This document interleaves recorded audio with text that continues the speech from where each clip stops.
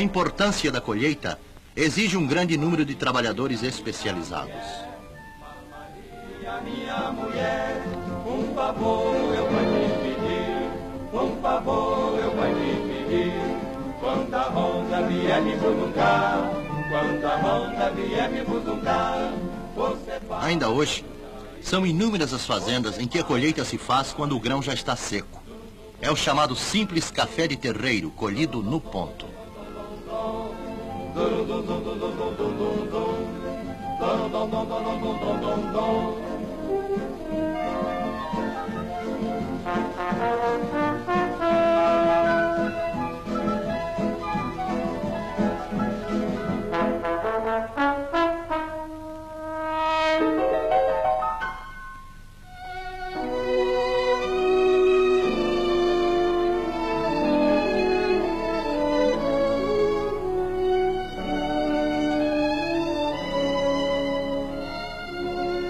O café é automaticamente lavado no percurso através das canaletas, do cafezal ao terreiro de secagem.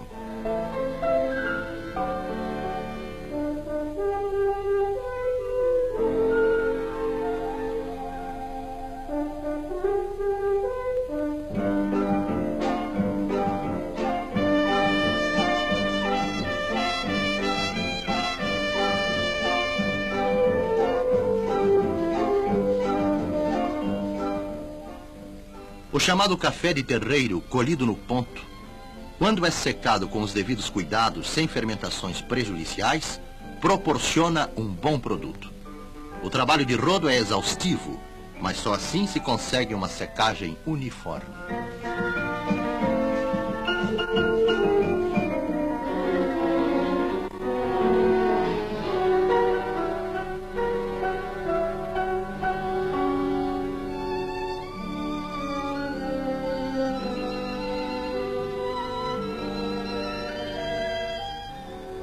A produção de cafés de alta classe é fator decisivo na conquista e conservação dos mercados. A obtenção dos cafés de alta classe extra finos, o café despolpado, exige um sistema diferente de colheita. O café destinado ao despolpamento deve ser colhido perfeitamente maduro, em cereja, requerendo cuidados especiais no recolhimento. A necessidade de colher o café no ponto exato de maturação obrigará muitas vezes a repetirem-se as colheitas, mas o cafeicultor verificará que esse trabalho é altamente compensador.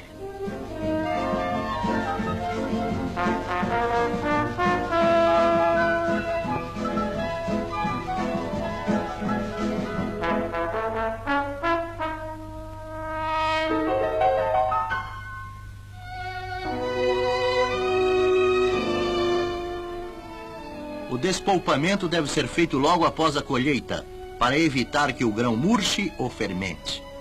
Nos modernos despolpadores, a própria máquina faz a lavagem da colheita para separar as cerejas, isto é, o café que deve ser despolpado do boia, nome dado ao café seco, e as impurezas. Em seguida à lavagem, as cerejas selecionadas passam por peneirões e sofrem então o processo de despolpamento, que consiste em destacar da polpa os grãos.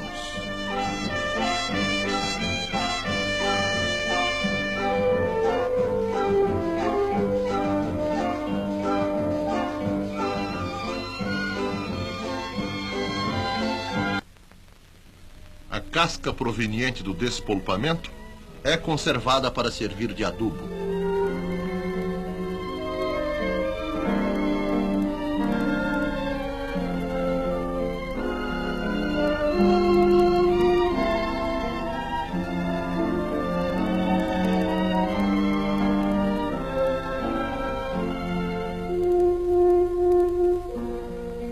O café despolpado é lavado e batido com rodos, em tanques com abundante água corrente, para eliminar toda a camada mucilaginosa, polpa aderente ao pergaminho.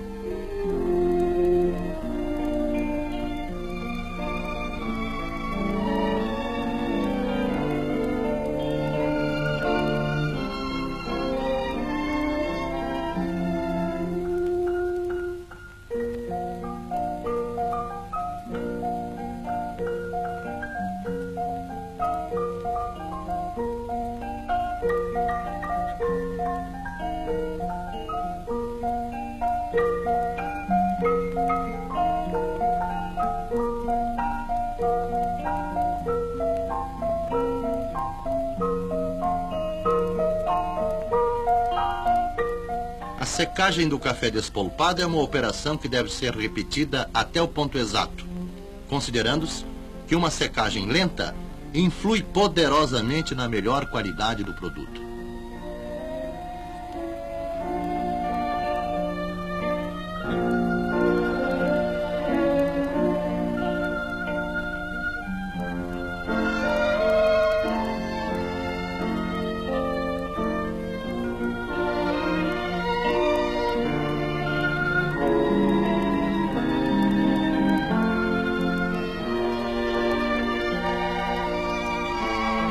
Nos processos de beneficiamento, a ciência e a técnica substituíram os velhos monjolos, pilões, carretões e outros meios arcaicos pelas modernas máquinas cada vez mais eficientes, já fabricadas no Brasil e exportadas.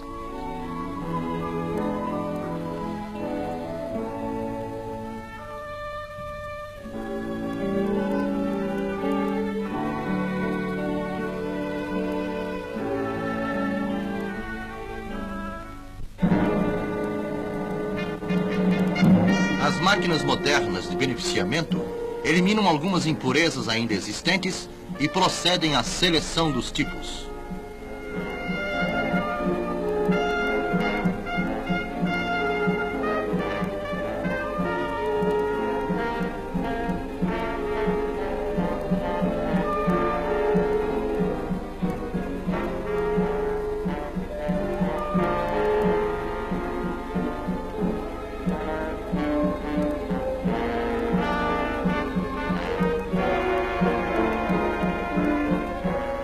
Pelo número de defeitos apresentados, o café é classificado em tipos. Tipo 2, 3, 4, 5, 6, 7 e tipo 8.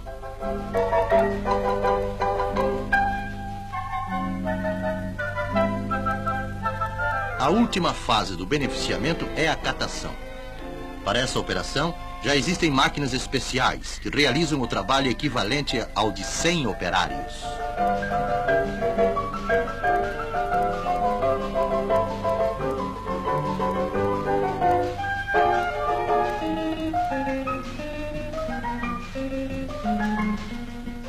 Malgrado os aperfeiçoadíssimos recursos mecânicos existentes, não se dispensa a catação manual, feita por pessoal altamente exercitado.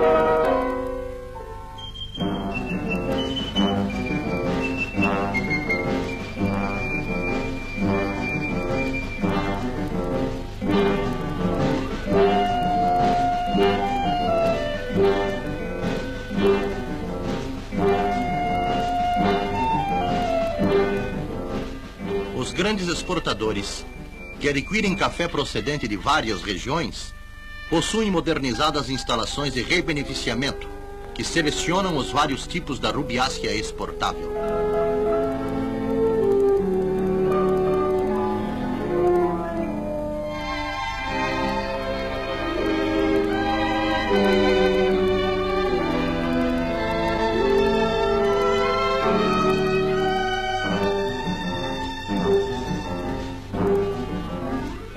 O ensacamento que se segue à seleção dos tipos é também mecânico.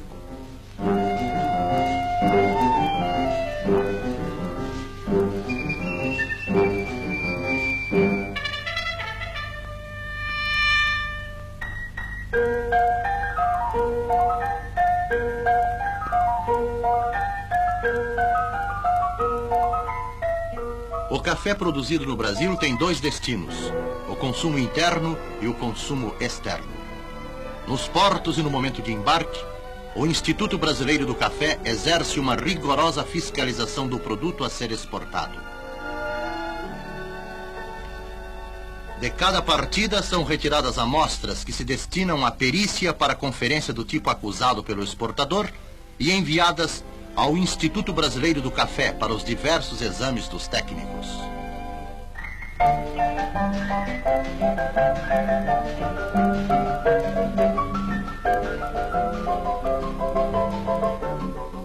Em seguida aos exames preliminares, os grãos são torrados para as provas de aroma e degustação da bebida.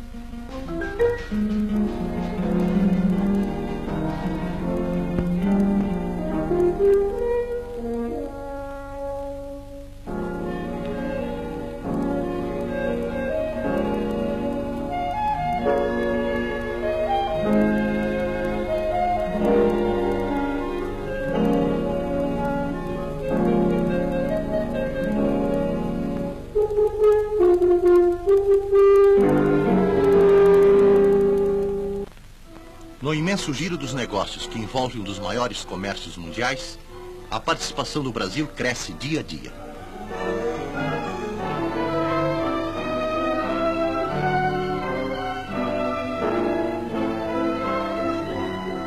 Controlado e garantido pela fiscalização oficial, o café brasileiro pode enfrentar com vantagem a concorrência estrangeira, impondo-se cada vez mais nos mercados do mundo inteiro.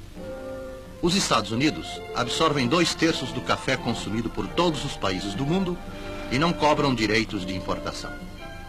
O maior consumo de café per capita no mundo pertence à Escandinávia, notadamente à Suécia, apreciadora do produto extra fino. A Alemanha é a maior consumidora do nosso café despolpado. Os Estados Unidos consomem quase que exclusivamente cafés finos que o Brasil produz no sul e oeste de Minas, em São Paulo, no Paraná e em Goiás. A zona do Pacífico é o mercado mais exigente.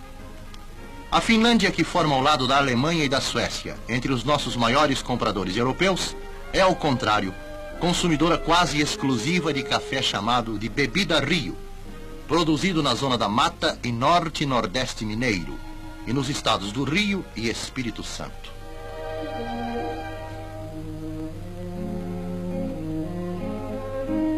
Vários processos de torrefação doméstica e as grandes torrefações industriais abastecem o mercado interno.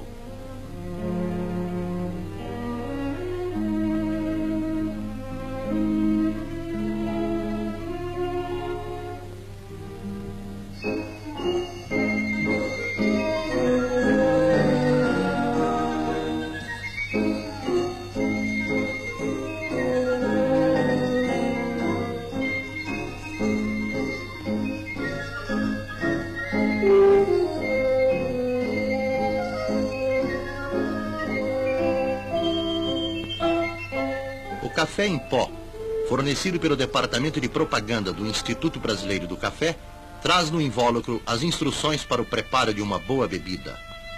O pó deve ser renovado de 10 em 10 dias e conservado sempre em vidro ou vasilhame esmaltado. Para cada xícara pequena, deve-se usar uma colher das de sopa bem cheia de pó.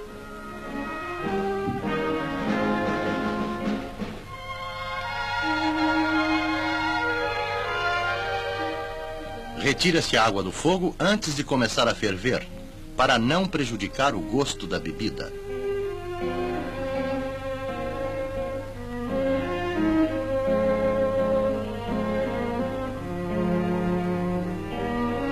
Em seguida, a panela é novamente levada ao fogo até levantar a fervura. O coador e o bule devem ser previamente escaldados.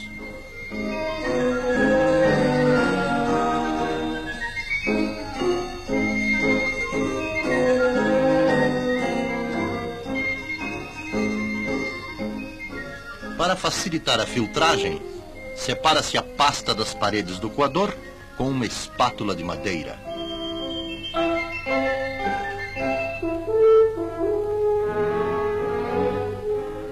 O café coado deve ser servido imediatamente.